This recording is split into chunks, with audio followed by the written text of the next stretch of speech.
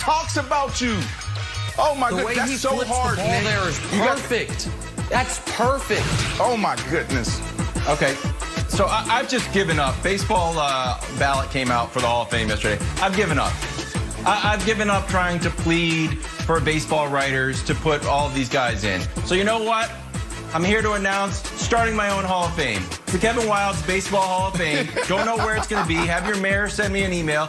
Here's who's in it. The all-time hits leader, Pete Rose. The all-time home run leader, Barry Bonds. The all-time Cy Young leader, Roger Clemens. The all-time awesome leader, Manny Ramirez. The all-time, hey, is this heaven? No, it's Iowa leader, Shoeless Joe Jackson. And if you're wondering, well, Kevin, you can't just not address HGH issues and performance enhancers, even though it's been a part of the game since the 1800s. Well, good news. I'm also putting Jose Canseco in because he blew the whistle on the whole thing. So if it's that important, Jose Canseco. To say it.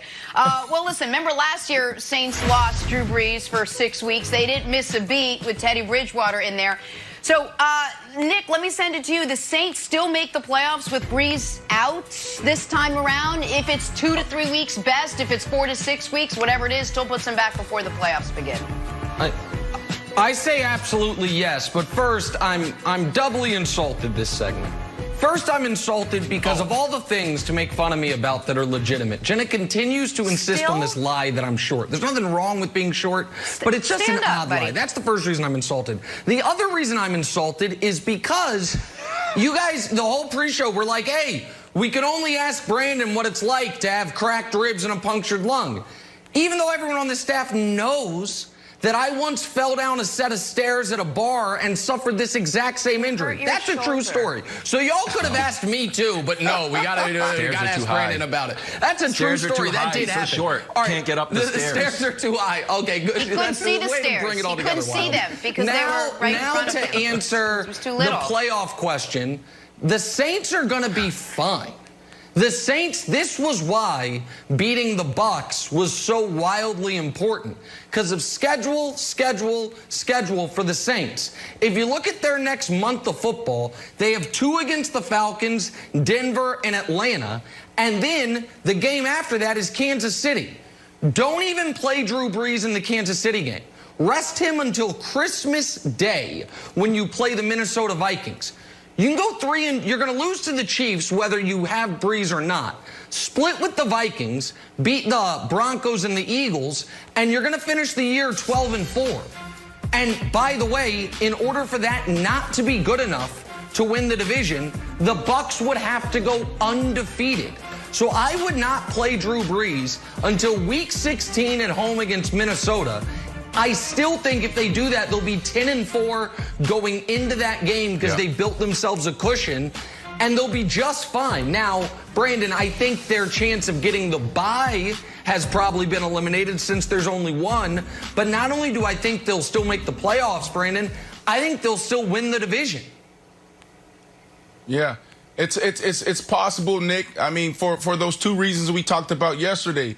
Coach Payton, he's a genius. No one prepares better than Coach Payton. You can walk in his office at midnight on a Wednesday night, Thursday night, and he'll probably be in there with his candles burning and watching some type of plays from the 1990s, looking at the defensive coordinator, how he set up certain things. So absolutely they have a chance. And then when you look at Dennis Allen the last couple years, his defenses usually trend the second half of the year in the right direction. This team is starting to pick it up. You see what they did against the Bucs. So for those 2 reasons, they absolutely can continue to right this ship. Now, one of the things we need to pay attention to is Jameis Winston. I don't know about you guys, but I'm excited to watch this kid. The kid has all the skills he needs, but he just needs to protect the ball. So coming in and sitting behind Drew Brees and watching him prepare every single day, how he approaches practice, how he approaches watching film, how he approaches leading, how he approaches game day. What does he dress? How does he dress when he comes to game day? You have to think that is super beneficial for this kid. So Drew Brees and Coach Payton mentoring this kid could be a recipe for success. It has to be. So if Jameis Winston came in with the right attitude, we can see this guy come in and make an impact right away. Brandon, you missed the best storyline in all of sports. Does LASIK surgery help Jameis Winston become a great quarterback? He had LASIK surgery in the offseason, and everyone's like, hold on. Could this dude just not see that well? Is that going to be the cure to all his ills? And God bless Sean Payton for trying. Oh, we're out here playing checkers, but Sean Payton's playing chess. Sean Payton's like, I'm not going to name a quarterback. You don't know what I'm up to. Maybe I'm going to play the quarterback that threw for 5,000 yards last year and 30 touchdowns and played the entire second half when Drew Brees went down. Or maybe I'm going to play Taysom Hill, the guy who this year has thrown for, let me check my notes, 186 yards over 9 games.